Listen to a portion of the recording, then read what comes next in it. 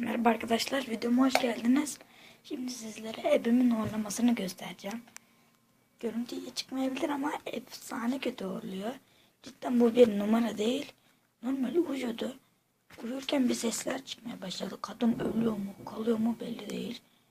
Neyse ben hemen size onu hemen göstereyim. Kamera kötü çıkabilir ama sesi zaten duyarsınız. Öyle bir var ki ses. Öyle değil. Bir de sesinizi açın. Açın yani telefonunun sesini veya tablet veya bilgisayar.